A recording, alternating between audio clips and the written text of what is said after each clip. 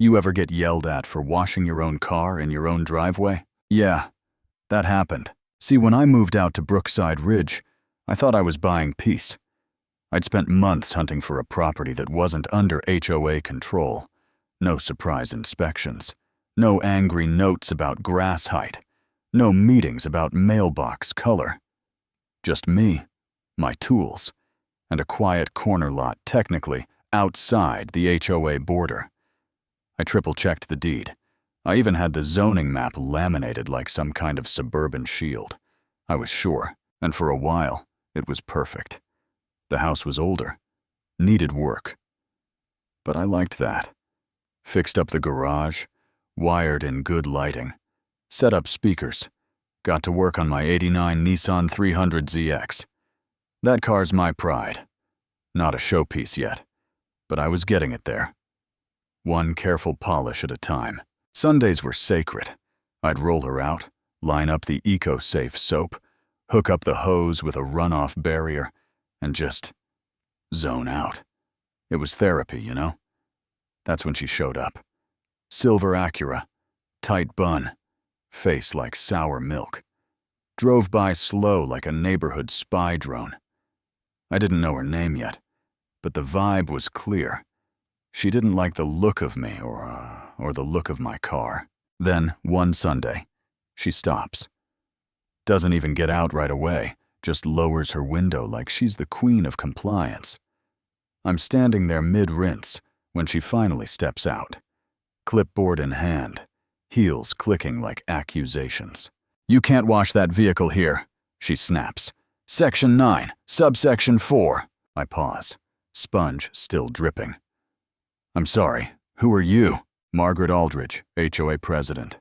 "Of course, Margaret." "Well," I say, trying to stay calm, "this isn't your HOA's property." She scoffs, literally scoffs, then whips out a tablet like it's a badge. "Visual jurisdiction applies. Anything visible from the street falls under HOA regulation." I almost laughed. "Lady, that's not a real thing." She steps forward, onto my lawn, mind you, and says, "Regardless, the citation stands." "Ma'am, you're trespassing right now." That's when she whips out her phone. "I'm calling the police." "For what, soap-related terrorism?" She doesn't flinch. "Public disruption, environmental hazard, verbal aggression." "You gotta be kidding me." Cops show up. 2 of them. One looks bored, the other looks new. I walk them through it. Show them the zoning map, the runoff tray, the eco label on the soap bottle. I even point to the security camera that caught everything. Margaret's fuming. "He's a danger to the community." The younger cop glances at the car, shining in the sun, and asks, "That a 300ZX?" I nod. "Yep, '89. He grins. Classic. The older cop finally says, "Ma'am, this address is outside your jurisdiction. He's not breaking any laws." Margaret goes red, like full tomato. She mutters something about higher authorities and storms off, heels snapping like she's cueing her own sitcom exit. I thought that was it. It wasn't. Next morning, laminated cease and desist glued to my front door. Fake seal, HOA logo, signed by Margaret herself. And it left a sticky residue. Then, someone dumped mulch and foamy soap all over my car.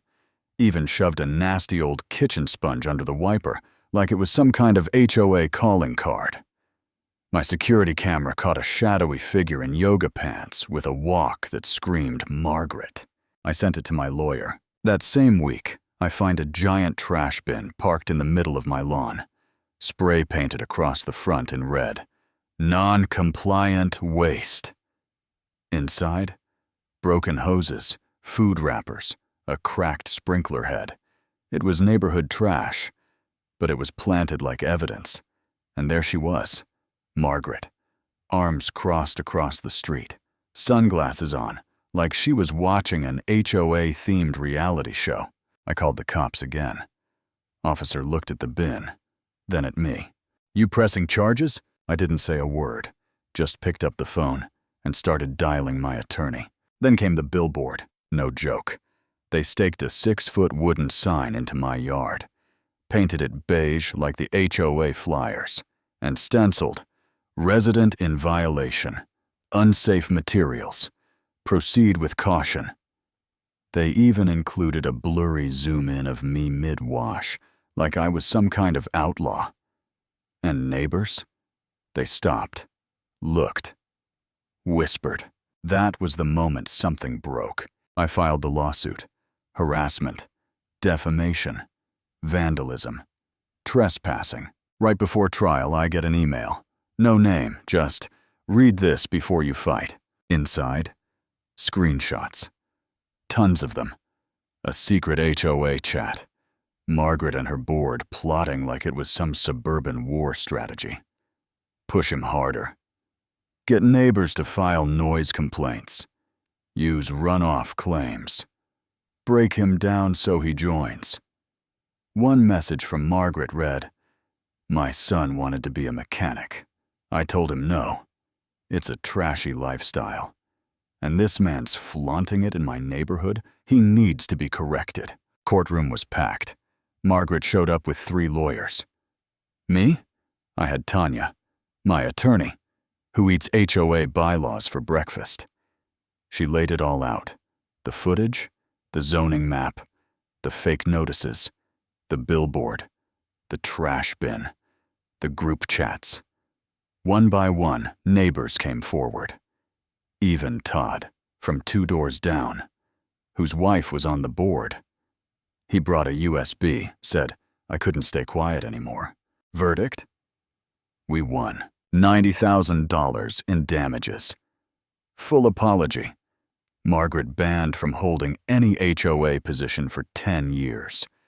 Judge even called for criminal investigation into falsified documents. But the real payoff? I threw a block party. Called it the Soap and Justice BBQ. Had a food truck, bounce house, even a mariachi band. People showed up from all over. Folks who'd been bullied, shamed, silenced. My 300 Zia X sat front and center, gleaming like a trophy. We strung a banner across the fence that said, "My soap, my rights, my driveway." Someone filmed the whole thing. It hit TikTok, went viral.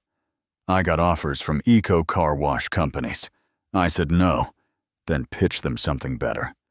Free kits for folks being harassed by HOAs. They agreed. My face ended up on the bottle. Last twist. I got another complaint. This time from a Robert Aldridge. Real subtle. Same tone, same petty energy. I laughed, filed a harassment claim, and booked Tanya again for a legal workshop on my lawn. HOA Rights 101. Cold drinks, folding chairs, neighbors who were done being quiet. We handed out pamphlets in confidence as the sun dipped behind my garage, music playing low, kids laughing barefoot in the grass. I looked across the street. Margaret's house? Dark.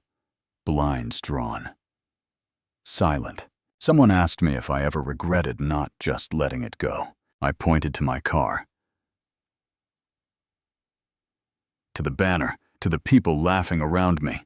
Not for a single damn second, because when someone tries to shame you for standing your ground, you don't just hold your hose tighter, you aim higher. Ever been harassed by a power-tripping HOA? Had a Margaret in your neighborhood? Drop your story in the comments.